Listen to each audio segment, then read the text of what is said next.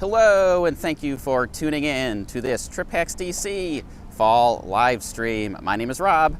I'm a tour guide and the founder of TripHacks DC. Welcome to Open Streets DC 2021. This is a special event because we have 3 miles of Georgia Avenue Northwest closed to streets, and it is going to be, I hope, a fun time. So I will be taking you along with me over the next 1 hour. If you're watching this on the replay, hello, good morning. And if you clicked on because you're curious about what Open Streets DC is, well, hopefully you find out. And leave me a comment after you're done watching the video and let me know what you think about this event. This last time took place, I believe, 2 years ago, 2019. We did not have one last year in 2020 because of the pandemic. But I believe the plan is to host several of these, not just one big one, but smaller ones throughout the year as well. And if you're joining me here live, well, then I have to say good morning to you. I will go ahead and say hello to everyone who is in the chat with me here live. So if you're joining me here live, go ahead and leave a chat and say hello. Cold Player, good to see you, my friend. And thank you for using the TripHacks DC Insiders special emojis. I was shameless enough to make emojis of my face, put those on there. And Mike is here too.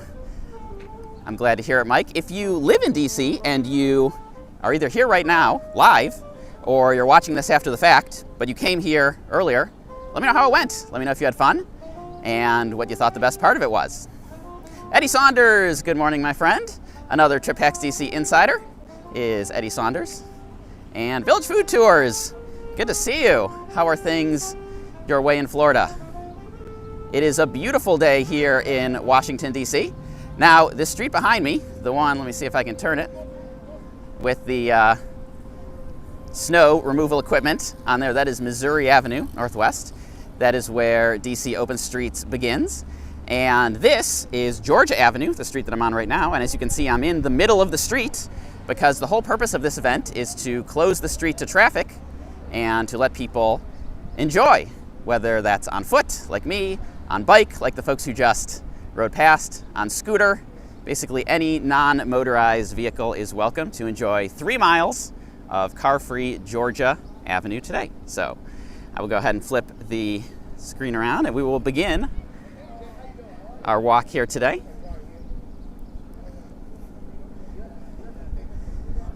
Almost Harmless 25 just became a member.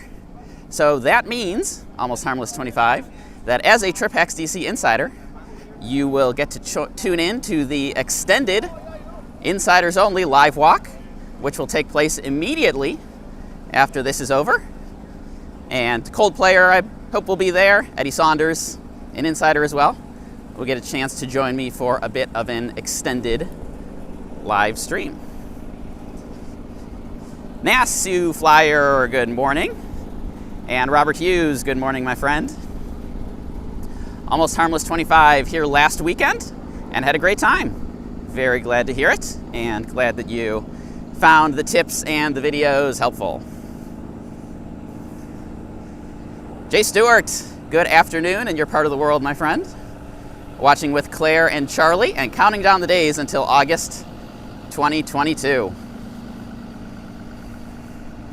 And Jay, I meant to send you a message the last time we did a live walk to say that if you want to join the extended live walk, may I suggest instead of sending a super chat to click the join button underneath this video or any TripHacks DC video so that you can become a TripHacks DC Insider and hang out for the extended live walks. Next weekend, we will do the first TripHacks DC Fireside Chat where I will help you plan an upcoming trip, or we can just chat about anything Washington, D.C. travel related, or whatever's on your mind. Village Food Tours, good to hear it. It is a bit of a, once we get into September, tour season starts to slow down again. September tends to be slow. There's usually a little bump in October when people do their fall break, or kids go on their fall break from school. So I have quite a few tours booked up in the next week. I'm happy about that. So if you're going to be on tour with me in the next week, leave a chat and let me know. Alan Wynn, good morning, my friend. The notification bell waking you up. I'm glad to hear that you sleep in on the weekend, Alan. And Dave Miller, good morning from California. We'll be here in 3 weeks. Good to hear it. A little noisy right there, the generator that's powering the bounce house. A little bit noisy.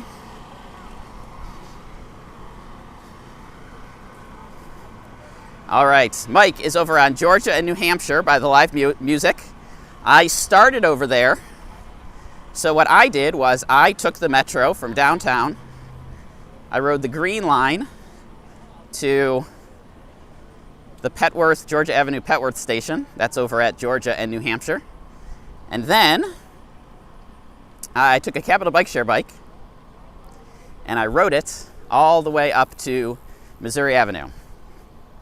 And part of that was very much uphill. So it took me a few minutes to catch my breath. I may still be a little bit out of breath from that uphill bike ride, but I wanted to get started at 11:30, so here I am. Vivian Young, good to see you. Tuning in from New York City, Vivian. I know that they do Open Streets New York every once in a while. I have not attended one there, but if it's anything like this, I imagine it's quite enjoyable. All right, Robert Hughes, been to DC 4 times in 2021 after not going anywhere for a year. I also didn't go anywhere for a year. But glad to hear that DC was your destination of choice, and the fact that you've come 4 times makes me think you must like it here. And Debbie, good to see you. Happy to share the tips and glad to hear that you enjoyed the tour. And Old Ebbitt Grill. Old Ebbitt Grill is one of the quote-unquote famous restaurants in Washington, D.C. Depending on who you ask, it might be the oldest restaurant in D.C. Now, when I say it depends on who you ask, it's because the question is, does it have to be continuously operating? Does it have to be in the same location? But in any case, I always get the oysters when I go to Old Ebbitt Grill.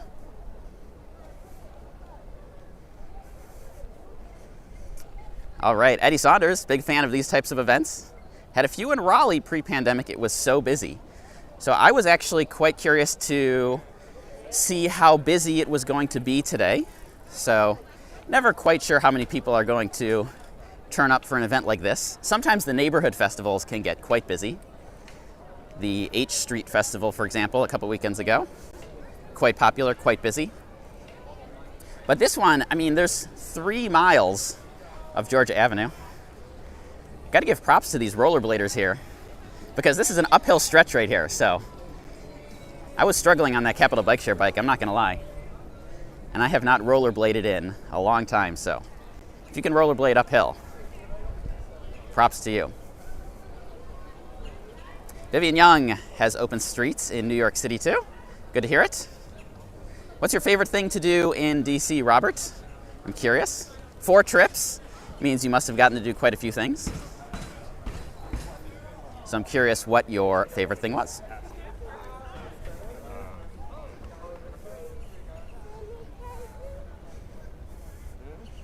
All right, Coldplayer, I don't think you're late. You're right on time. We got started about 10 minutes ago, 11:30 a.m. local time. And like I was saying, it's about 3 miles of Georgia Avenue closed to cars, so it should take about 1 hour to do it. Hey Rob, what's up, man? Good to see you, my friends. Are you doing a tour? Sure am. No. PKJLR from Liverpool, England. Good to see you, my friends.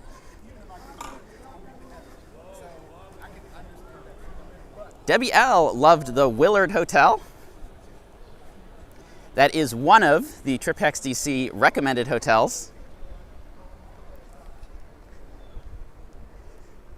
And one of the things I like most about the Willard is that you really don't get many better located hotels than that. You are literally within stone's throw of the White House. You're 2 blocks off of the National Mall, across the street from the White House Visitor Center, a few blocks from the museums, and you're close enough to Metro Center Station that you can get pretty much anywhere you want to go from there. And Eddie Saunders comments that the Willard is excellent for the Christmas decorations, which is true. So many years ago, I did have a TripHacks DC Christmas tour. Not a whole lot of people have ever gotten a chance to experience that because it only ran for 3 weeks out of the year, and it did not run at all last year. But one of the stops on that tour is the Willard Hotel to pop in to see the Christmas decorations. Not sure if I'm going to do the Christmas tour again this year. That one is still TBD. But I already told Eddie that if he comes to DC around Christmas time, I can take him on the Christmas tour.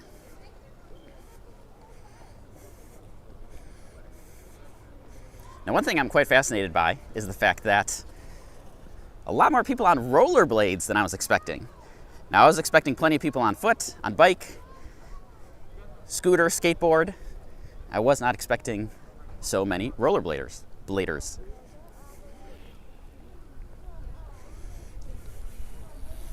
All right, Robert has answered my question to say that it's hard to say what his favorite is, but like the museums a lot. And also got to go up in the Washington Monument. That is cool. I have not gone up in the Washington Monument in several years. I went post earthquake repairs, pre-elevator repairs. I don't remember exactly what year I went, and sadly, I can't find any of the footage I took. I'm sure it's on a hard drive somewhere, on a computer, on a memory card, somewhere. I just can't find it, which is a bummer. So, if you're into views, Washington Monument, hard to beat that.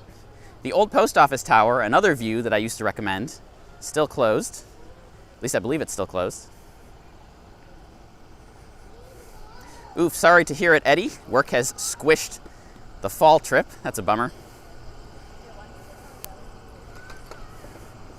Christopher Lohman, thank you for the super chat, my friend. Do I recommend the Capitol Grill? Maybe. If you want like an old school steak and potatoes dinner, meat and potatoes kind of dinner, Capitol Grill is a good choice. I feel like Capitol Grill is the kind of old school DC place where when you were coming to town on a business trip and you had the company credit card and you had the per diem, you would go to the Capitol Grill. That was the kind of place you would go. Or if you were, entertaining a client or something like that. But I also feel like tastes have changed. So the steak and potatoes type restaurants that used to be popular are maybe a little less popular now than they used to be. They've been replaced with Sweet Green and, Sweet Green on the low end, some of the higher end experimental vegetarian type restaurants. So that's a very long-winded way to say, yes, I recommend it if that's the kind of food you're looking for. But it's really hard because there are so many choices in DC that it's hard to pick just one. I also believe the Capitol Grill, since someone can correct me if I'm wrong on this, is a chain, so it's in other cities too. So I tend to not recommend chains as a general rule, but if it's one of those chains where they just have a few restaurants and they're in different cities, that's different from, like Olive Garden or Cheesecake Factory, which is everywhere. And yes, Jay Stewart, I agree. It is a beautiful day here. You don't get many good days like this. I posted on social media the other day that we have just had a whole string of beautiful days. And if someone were to ask me when the best weather in Washington, D.C. is, I would say mid-September through mid-November, which is squarely the time period we're in now. I believe we have a yoga session off here on the right. Not sure otherwise why people would be laying on the hot ground, but there you go. Robert Hughes, thank you for the super chat, my friend. Very much appreciated. Glad you enjoy the videos. And Eddie says that he believes they have one in Raleigh. I believe you mean a Capital Grille. I believe it's one of those restaurants where there's like one in a whole bunch of cities. So it's not like Cheesecake Factory where there's like 10 in every city. It's one of those ones where it's like every city has one or something like that. Ooh, PKJLR asks me what is the best burger chain in DC. We have Five Guys in Liverpool, and it is so much better than McDonald's Burger King. Well, that I agree with. Five Guys is definitely a notch up from Burger King and McDonald's. It's also got local roots. It was founded in DC, or in Northern Virginia, I believe, specifically. So we tend to like Five Guys in DC more than other cities do. That said, it's not my go-to. I would probably pick, to be completely honest, I would probably pick Swizzler as my go-to burger. It started as a food truck. They now have one brick and mortar location by Nationals Park. It was also discussed in the Trip Hacks DC Restaurants podcast episode where I interviewed Jessica, the food writer. She plugged Swizzler, so you don't have to trust me. Someone who knows way more about food in DC than me also recommended it. So that would be my go-to. That said, lots of people who come to DC, they wind up eating a burger at Shake Shack. And I'm not gonna lie, Shake Shack is delicious, but it's also a New York City thing. And since we have a bit of a rivalry with New York City, I can't say it's the best. I just can't do it. But I'm not gonna lie, Shake Shack is delicious. Now, a perhaps unpopular opinion of mine is that the chicken sandwich at Shake Shack is actually better than the hamburger. And I always get the chicken sandwich. Whatever the seasonal chicken sandwich is, I always get at Shake Shack.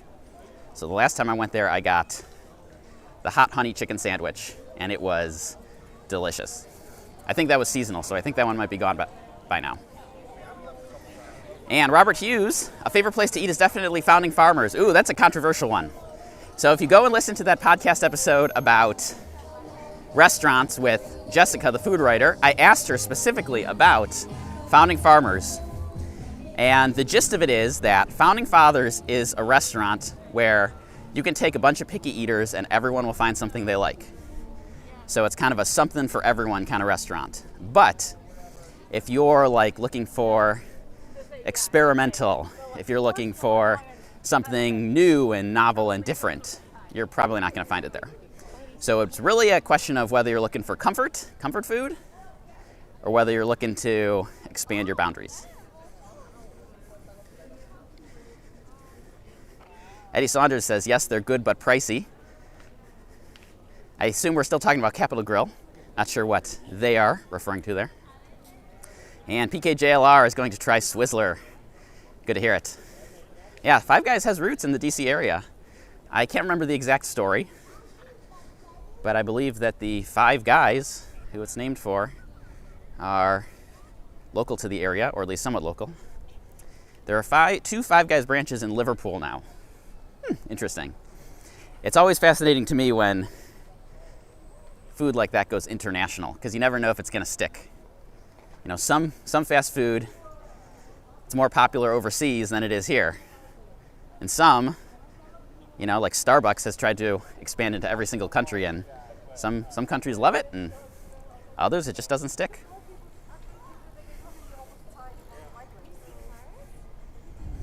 All right, yes, still on the Capital Grille, Capital Burger. All right, we're about 20 minutes in, so if you've just joined, hello, my name is Rob. I'm a tour guide and the founder of Trip Hacks DC, and if you haven't introduced yourself in the live chat yet, if you're joining me here live, go ahead and say hello in the live chat and where in the world you're tuned in from. Today we are walking 3 miles down Georgia Avenue, Northwest, at Open Streets DC 2021. This is a special event. Last time we had it here was 2 years ago in 2019, and 3 miles of Georgia Avenue are closed to cars. People who live nearby are invited to come here and enjoy the street on foot, on bike, on skateboard, on scooter, and apparently on rollerblade, which I wasn't entirely expecting, but have seen quite a few of those already. And we will continue.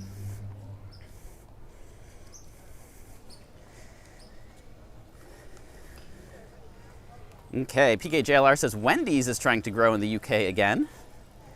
We're going to pass a Wendy's in, I don't know, about half a mile maybe. And it's one of the, we don't have a lot of Wendy's here in DC. The most infamous Wendy's in DC just closed. It was a Wendy's, it was inside of a traffic square, more of a square than a circle, but that area got nicknamed Dave Thomas Circle. Of course, if you know about Wendy's, you get the reference. But that was the most infamous Wendy's because it was so stressful to drive over there. And to get into the drive-thru, it was like a maze. And since I don't drive, I almost never went over there. All right, I want to pop over here because this house has started setting up their Halloween decorations.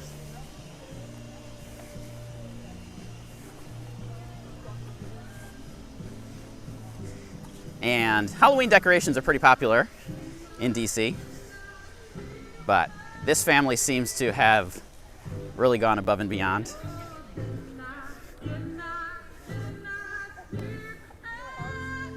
With the 20-foot tall skeleton of a person who's taller than the dinosaurs, as it turns out.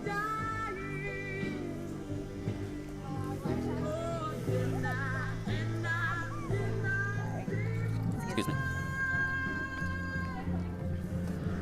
Now in DC, trick-or-treating is always on October 31st. It's always on Halloween itself. Doesn't matter if it's a weekend, a weekday, doesn't matter what day of the week it is. Trick-or-treating in DC will always be on October 31st. So I know in a lot of places they do trick-or-treating usually on a weekend, usually on like a Saturday night, either before or after. But that is the tradition. So this year, October 31st falls on a Sunday. So I will likely take the camera and the phone out and do a little live stream, look at the Halloween decorations, because some of them can be quite good. Haven't decided on which neighborhood yet, but I have a few in mind where the neighbors tend to go pretty all out for Halloween. Good question, PKJLR. How long is the road closed to traffic? So the event is from 10 a.m. to 3 p.m. However, I believe that Georgia Avenue closed at 6 a.m. So if you got here really early in the morning, even before the event started, you could have enjoyed the street. Now, how long is it going to go past 3? Probably not too long. They'll just need to clean up all the tents that people have set up and move all the snow removal vehicles out of the way. So I would probably guess maybe around 4 o'clock it will reopen.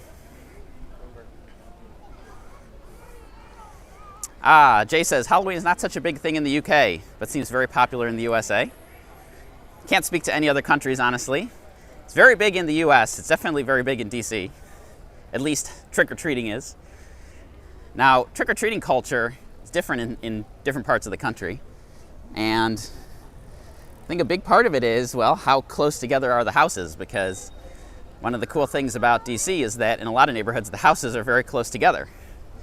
So when you go trick-or-treating, you can, in an hour, hit a whole ton of houses. Now, if you lived in the suburbs on a cul-de-sac or something, the houses might be really far apart, and you might only be able to get to a few dozen in an hour. So it really just depends on where you are. The other thing is, so trick-or-treating is for kids. For the adults, there's of course the Halloween parties. Those tend to be the weekend before and or after.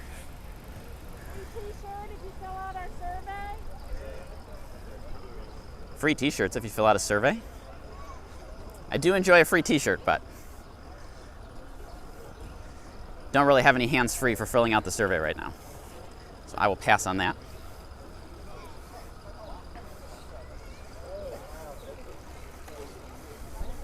And PKJLR, fellow Brit, says that Halloween has grown in the UK over the last 20 years. It's a good holiday if you're a fan of candy. And I trust that most countries in the world enjoy candy. So we're getting closer to the Metro, which is where I'm guessing many people who are coming to the event will be starting. That's where I started anyway. Took the Metro to the Georgia Avenue Petworth station, biked all the way up to Missouri Avenue, where we started 26 minutes ago. And now I'm making my way all the way back down.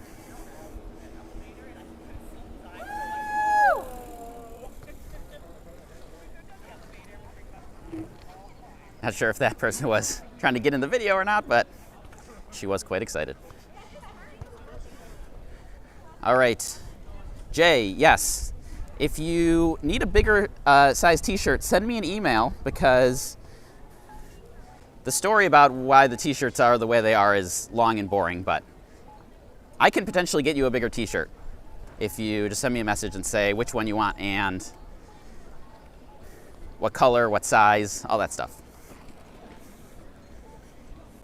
But basically, the vendor that I was using when I started selling the t-shirts, they only had limited sizes, and to be honest, I don't sell nearly enough shirts to put in the effort to completely switch vendors. So if you want a shirt and you don't see the size that you want on the website, send me an email and I'll do what I can.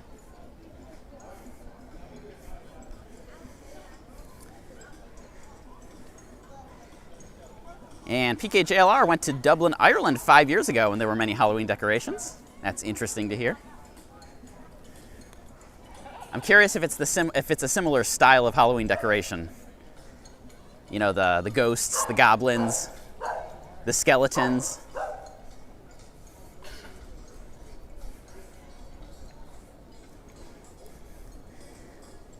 Like I said, some neighborhoods, people really go all out for their Halloween decorations. Others, less so. That's okay. The best Halloween decorations tend to be in the areas with a lot of houses versus a lot of apartment buildings, because it's harder to decorate an apartment building for Halloween, or any holiday really. So Capitol Hill has a lot of the row houses. They tend to do pretty good Halloween decorations. Georgetown as well has a lot of similar style of houses. But it's October 2nd, so we've still got an entire month for people to set up their Halloween decorations. But now that we're into October, I think that all the pumpkin stuff is fair game. The Halloween stuff is fair game. I don't like a lot of the pumpkin stuff myself, but I say for 1 month. For 1 month, it's okay. All right, so by my estimate, we're probably a little bit less than halfway through the Open Street event. A little bit more busy down here. More stuff happening down here too.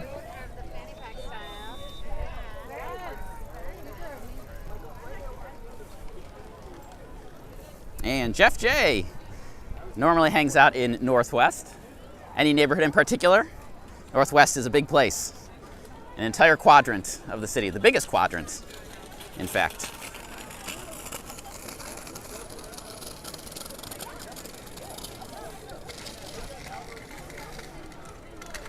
Now, my favorite pumpkin item is pumpkin pie. That's because it's one of the things that actually has actual pumpkin in it. Pumpkin pie, pumpkin muffins, those tend to be good. Those tend to have real pumpkin in it.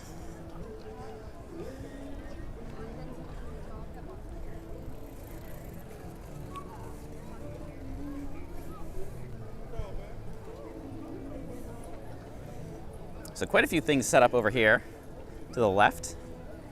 Those tents over there for people to stop by. Looks like a little farmer's market. Get some produce while you're up here. And since we are into October, I assume we are solidly into fall produce, apples, pumpkins, that sort of thing. All right, Bobby Planzer says, is DC fully open? Short answer, no. Some stuff's still not open. Capitol Visitor Center is not open. White House tours are not reopened. I believe the old post office tower is not reopened, but if anyone has actually gone, let me know, because the National Park Service website is completely unhelpful lately.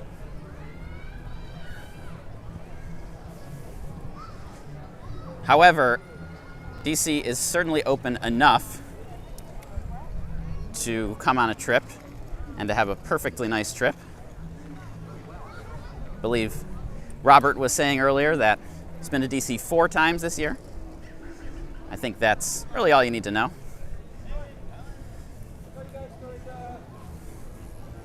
So not everything is fully reopened. The Air and Space Museum is still in the middle of its massive renovation, so be aware of that.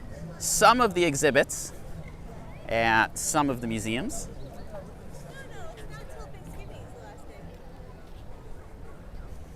are not fully reopened. So if you listen to the Trip Hacks DC podcast episode that I published on September 1st, my guest, Doug, talked about his experience coming to DC over the summer on the 4th of July, and I think it's actually quite enlightening. Now, things are different now than it was during the 4th of July. The biggest difference is that you don't need tickets for nearly as many things now. So that's a big deal.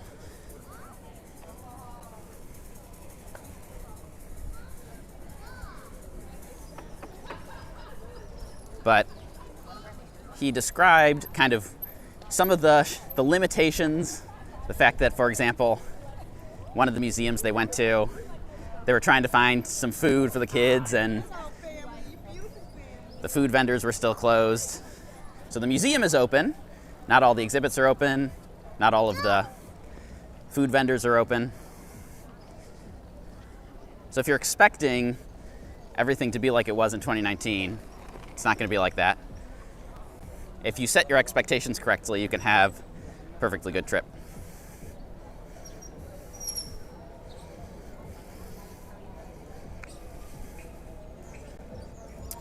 Jeff J. By Northwest meant the touristy areas, so the White House is in Northwest, as is Georgetown. Our tour is picking back up, sort of. Compared to 2020, yes. Compared to 2019, no. So that might just be the new normal. Trip Hacks DC Tours had good growth between 2017, 2018, 2019, and then it all imploded in 2020. And yeah, it's picking back up from that, from rock bottom. But we have not rebounded to 2019 levels yet. And Debbie L. with a trip report, like the Hyatt Place on the Mall, quiet and close to a lot. Is that the one that is on top of the fire station, Debbie? I believe that's a Hyatt Place. I think that's the one you're referring to. It's on E Street Southwest. Now, one of my favorite, all-time favorite cups of coffee up here on the left, Qualia Coffee. They have been here for quite a while, at least a decade. Not sure exactly when they opened. And I believe they had opened a second location, but this one is the original. I used to come all the way up here just to get a cup of coffee. Haven't really traveled to other neighborhoods quite so much in the last year, but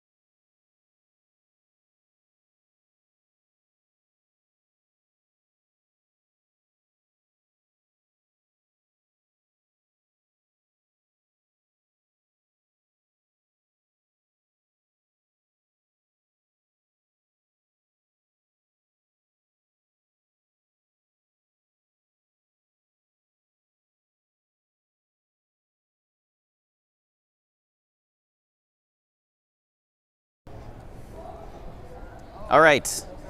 Is the sound back? Give me a thumbs up if you can hear me again.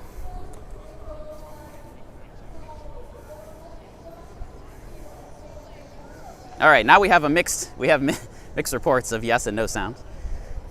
And yes, Alan Wynn exactly described, got to mute that audio to dodge the DMCA.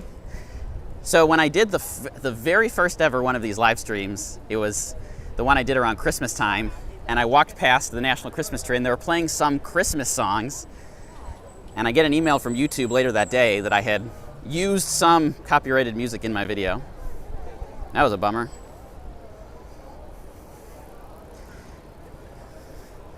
Now this app, the mute button, it's hard to know when it's actually muted or not.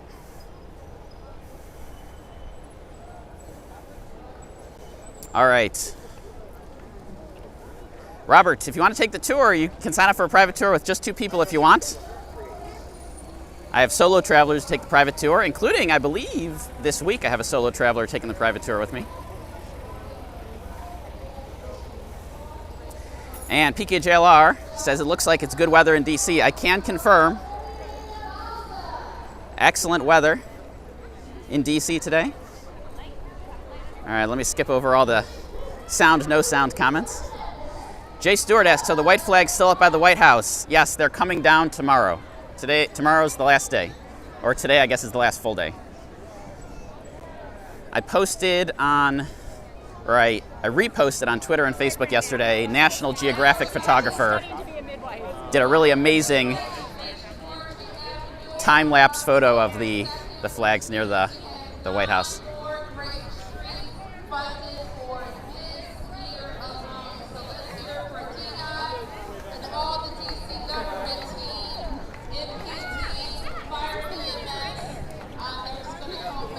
All right, big crowd over here. That's the mayor in the distance on the microphone. So I will be skipping that.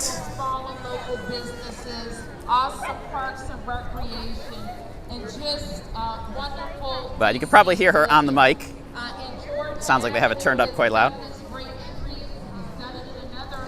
All right, Mike, I've made it to Georgia Avenue in New Hampshire, so if you're here, wave hello when I walk past.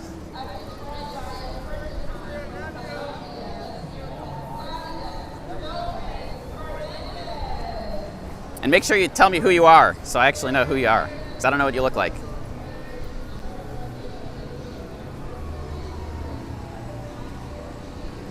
All right, PKJLR asks, when you get an email like that from YouTube, do you lose most of the revenue from a video? And the answer is yes. Now, it's not like YouTube videos are huge money makers, at least not for TripHacks DC. Most of the revenue for TripHacks DC comes from tours. However, it's rather annoying to get an email that says, hey, somebody else is taking your revenue because you walked past the wrong speaker.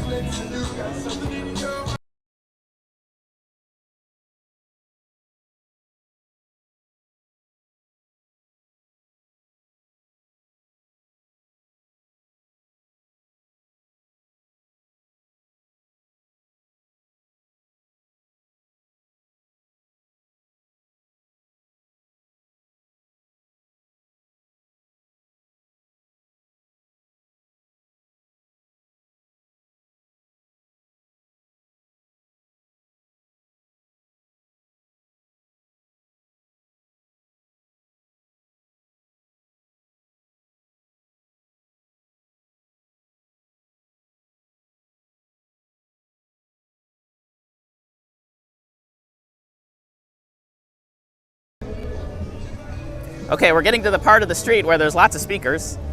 I have no idea if these are copyrighted songs or not, so.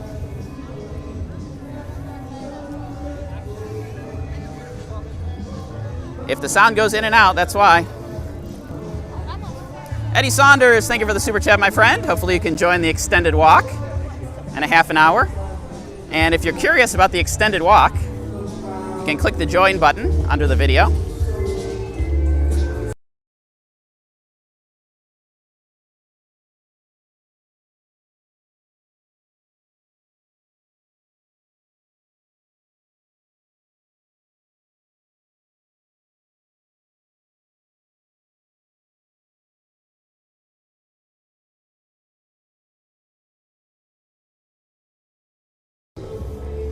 Okay, PKJLR has a good question. How do people find out that there was music in the video? Do people report it?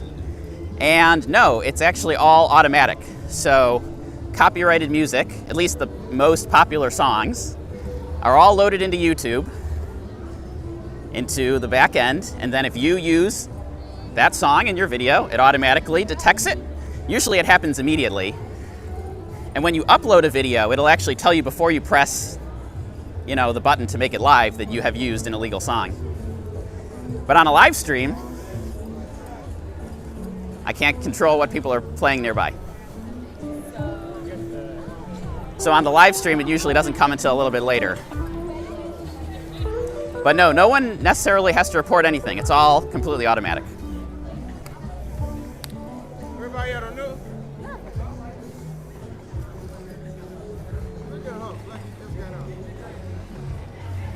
All right, Delano Rosie would love to ride the street on a bike. You could definitely get down 3 miles of Georgia Avenue on a bike very quickly when there's no traffic and you don't have to stop. I wouldn't, but the point of this event is not to ride your bike really fast. The point is to enjoy the street. So you're really supposed to ride slow. Eddie is definitely the TripHacks.DC superfan. Eddie was the first person to become a TripHacks.DC insider, which I have to say does not surprise me one bit. Eddie came on my tour in the spring. Great guy. Joshua Franklin, hello.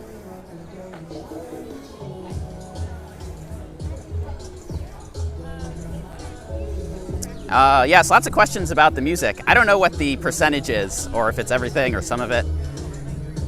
When it happened on the Christmas video, I was annoyed, but it wasn't really like the end of the world.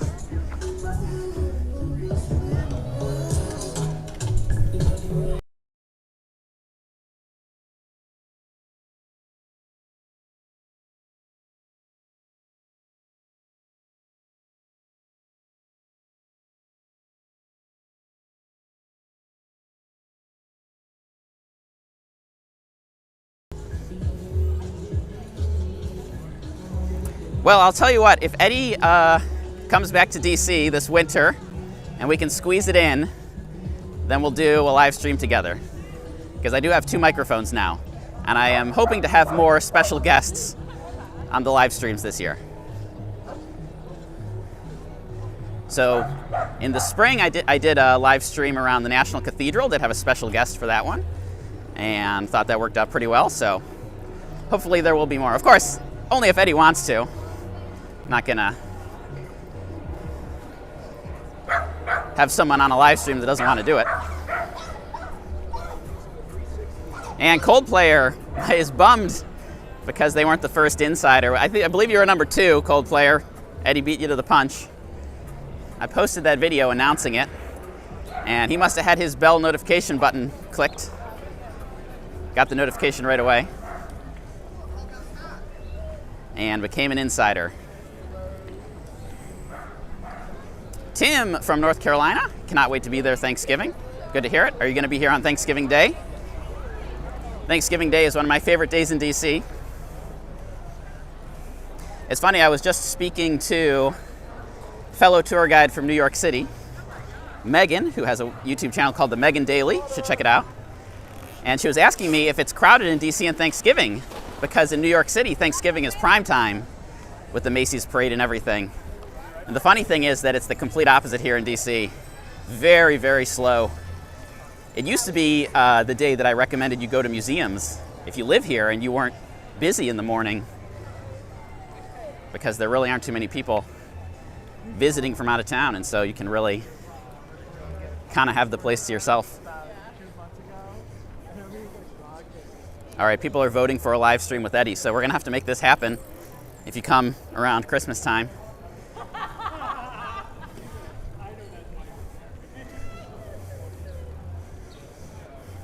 And Coldplayer says Google did them dirty on the notification for the insiders. Well, you're still number 2. You're still one of the OGs. Yes, I bet people don't know that Eddie Saunders is an American citizen, but from the UK. I believe that's what you told me, Eddie, that you became a citizen because you had to study for the test, the one that I posted a video about last year. So if you are curious if you could pass the US citizenship test, go into the video, TripHacks DC video archives, and check that one out.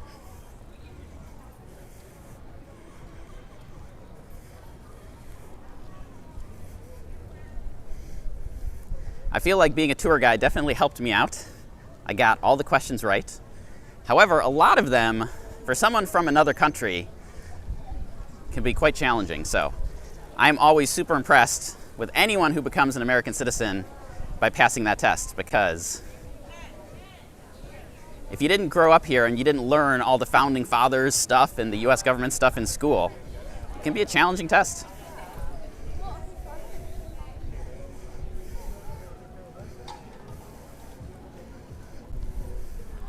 All right, Debbie, yes, stayed at the height above the fire station, very quiet. I think that's hilarious because many people would think that a hotel on top of a fire station would be very loud. But my understanding is that they must have soundproofed it in such a way that it's actually quiet upstairs. I posted a TikTok video about that hotel, and it must have wound on the firefighters' side of TikTok because all of a sudden all these firefighters started commenting on the video about how they wanted to come to DC and stay in that hotel, which I thought was pretty funny. Oh yes, Debbie asks, where am I in relation to the National Mall? I'm to the north. So if you took George Avenue all the way down, it would eventually become 7th Street, and then 7th Street eventually crosses right into the National Mall. So if I walked all the way straight ahead, I would eventually reach the National Mall.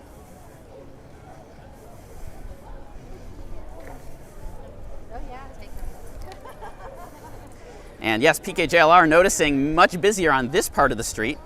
So this is closer to downtown. This is closer to, I think, where more people live. So not surprising to me that this side of the event is more busy than the other side. So I started all the way up on Missouri Avenue, the very northernmost spot where the event started. And so unless you live to the north, you probably weren't going to start all the way up there. Anyone who lives more to the south, closer to downtown, probably going to start on this end.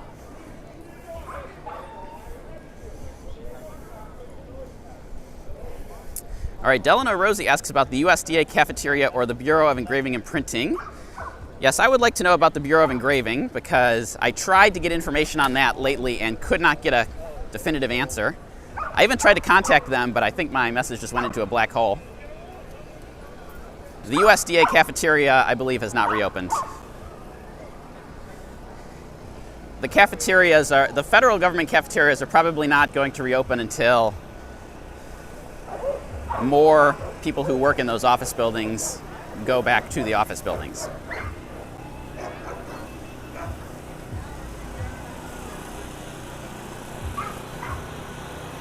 I don't know if I would say I'm nowhere near the mall, Jeff.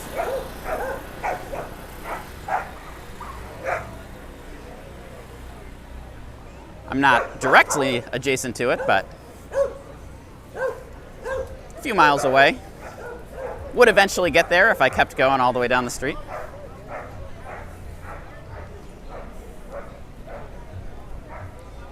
Now the Bureau of Engraving and Printing, I didn't, after I sent them a message, try to contact them, I kind of gave up because it's not one of the places I typically recommend anyway. It's not bad. It's much more fun, in my opinion, for kids.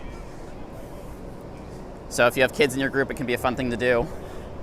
But compared to everything else there is to do in town, not one of my favorites.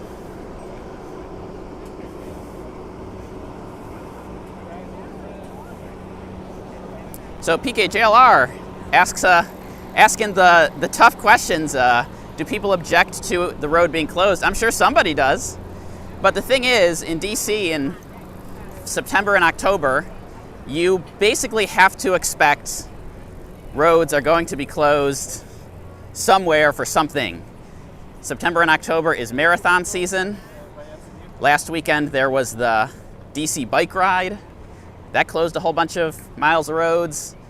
The Marine Corps Marathon, unfortunately, I just read, has been canceled again, but that one is one that creates quite a traffic situation. Lots of roads closed for that one. So yeah, I'm sure there's somebody who is inconvenienced who objects to it, but on the other hand, look at all the thousands of people who have come out to enjoy.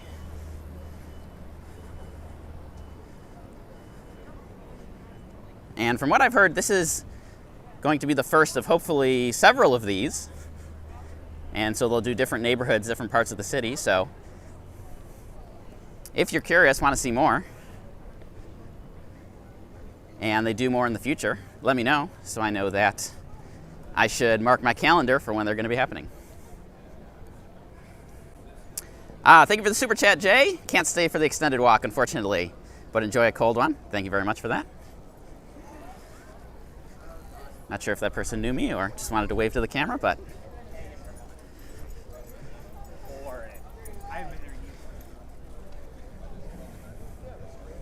all right, Eddie has a good story about the Bureau of Engraving and Printing. And if we do the live stream together, maybe he will share it then. I might have to vet this story, Eddie. Make sure it's family friendly. This is a family friendly show.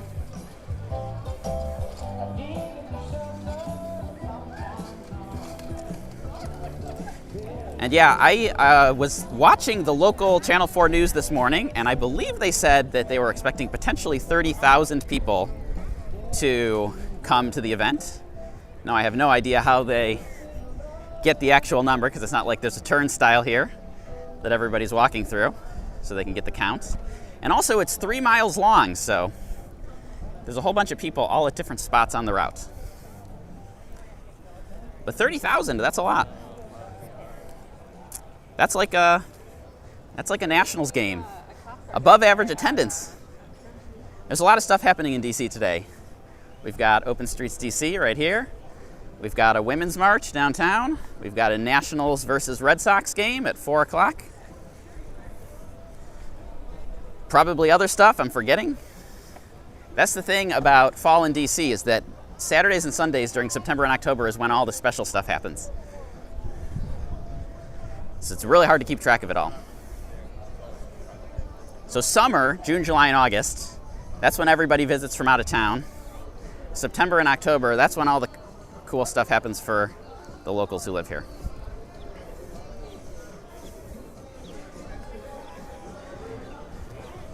If I didn't have my hands full, maybe I'd climb this rock wall over here. That's pretty cool. That woman climbing now has got some skill. She made it all the way to the top with no trouble. I'd probably embarrass myself if I tried to get on that thing. All right, the story is family friendly, Eddie says. Good to hear it. Wish you had smell-o-vision, because whatever these guys are cooking up over here, it says fish fry. But looks like a grill more than a fry. It smells good though.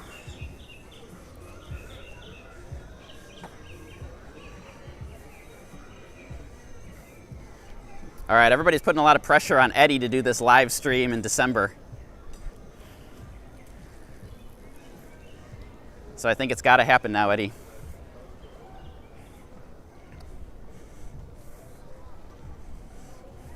Yes, you used to plan your trips to DC around the fall beer and cider festivals. I remember you told me that, Eddie. The festivals are totally hit or miss. Some of them are awesome. Some of them are duds.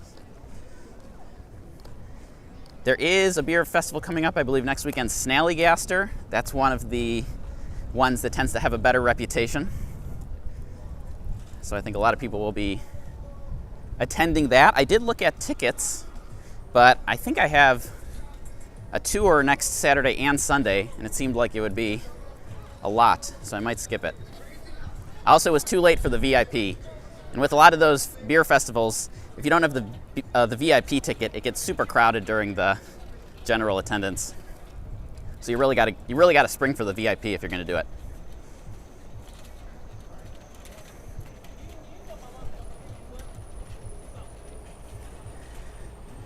So we're getting close to Howard University campus here. I believe we only have a few more blocks to go before we reach the end. Once we reach the end, I will switch over to the Trip Hacks DC Insiders extended live stream. So all of the insiders tuned in will be able to join me for that. Or if you want to sign up, you can sign up at any time. Just look for that join button under the video. And I probably should have been mentioning this along the way. If you're watching and you're having fun, make sure to give this video a thumbs up. I know other folks on YouTube say it helps the algorithm. I don't know if it really does, but it lets me know at least that you enjoyed the video. And that's the most important thing, is because it's hard to know what people are into and what they enjoy. And so sometimes I make a video and it's a dud.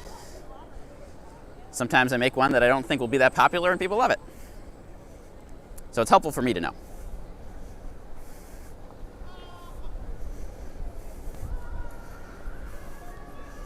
Okay, PKJLR asks a good question. What local DC beers or ciders do I recommend? So I'm not really a cider person, but there is a popular cidery called, I believe it's called Axno, AXNO. We passed it way up at the beginning, or it was way up at the beginning, up there, uptown. That's the one that people who like cider seem to like a lot. The local breweries are DC Brau, 3 Stars. They come in cans, they're pretty popular. Blue Jacket, if you remember the live stream I did around Nationals Park over the summer, walked past Blue Jacket, that's a popular one. Also near Nationals Park, Atlas Brewworks, that one's popular too. I think there's 9 or 10 breweries in DC right now. And none of them are bad as far as I know.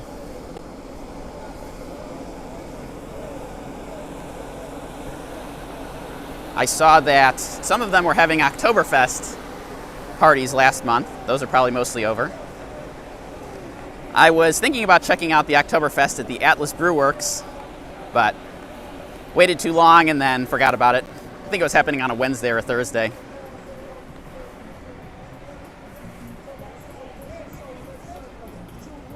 Delano Rosie says, I think they want to encourage travel and commerce. A couple weeks ago when I visited DC Metro was trying to sell passes at a deep discount to encourage more riders. So I guess it depends on who you mean by they. I think a lot of us tour operators have been quite frustrated, honestly, with the tourism board and kind of wonder, you know, what the goal is. With Metro, I don't really think they care that much about people visiting DC. I think the passes were just as much to entice locals to get back on the Metro. They said the Metro just passed 200,000 riders in a day again, which was, I believe, the highest since pre-COVID. So, who's to say? Eddie Saunders likes DC Brau. Oh, and Port City. Port City's in Alexandria. They're in Virginia, but they have some really good beers. So they have a good Oktoberfest. I have some of that in my fridge at home, in fact. And the other Port City beer that I really like is the Porter. Doesn't have a name, it's just called Porter. That's really good. There's not a lot of breweries that make a porter. Every brewery makes about 10 different types of IPA. But it's hard to find a good porter. So I really like Port City for that. Technically they're not in DC, but they're close enough. They're local. All right, glad to hear you like the live streams, PKJLR. A lot of good beer tips happening in this one. Pre-COVID, I was going to record a podcast episode about beer in DC. I had lined up a guest and everything, and we were going to record it, and then it fell apart because we were going to record it in person. I used to record every single podcast episode in person, and so we had to cancel that and then just never picked it back up because at that point it was like, well, when are the bars going to open? And when are the breweries going to start letting people back in for the tours? And a lot of unknowns. So maybe I will revisit that, assuming that the guest is still interested.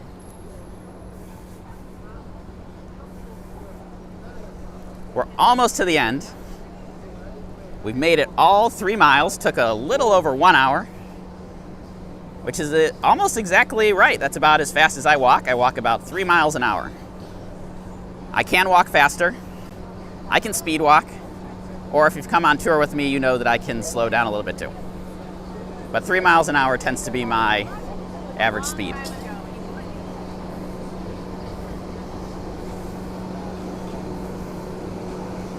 All right, so we are getting close to the end of Open Streets DC, so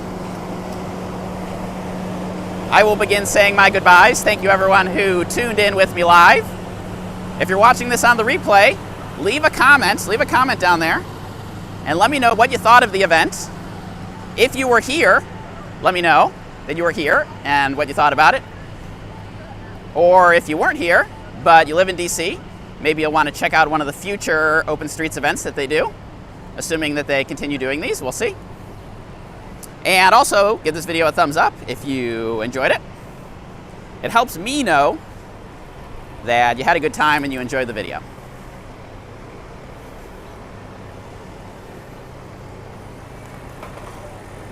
All right, Vivian Young, thank you for tuning in, my friend. Always good to see you on these live streams. Robert Hughes, thanks for your wisdom from your trip reports. PKJLR, impressed with the McDonald's there on the corner. Jay Stewart, always good to have you. Thank you for the super chat. Hopefully we can have you on one of the insider streams in the future.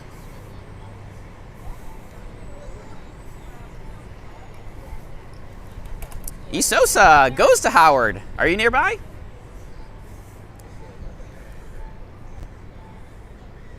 Are you on campus today or off campus? And Eleanor Rosie, yes, thank you for tuning in. It is a lovely day. So the extended walk will begin shortly. If you're an insider, there is a link in the description of this video. So go down to the description, click the link. That will take you over to another video. That is the extended walk. If you're not an insider and you want to become an insider, you can click that join button right underneath the video. And as soon as you join, you will have access to the perks, including the extended walk.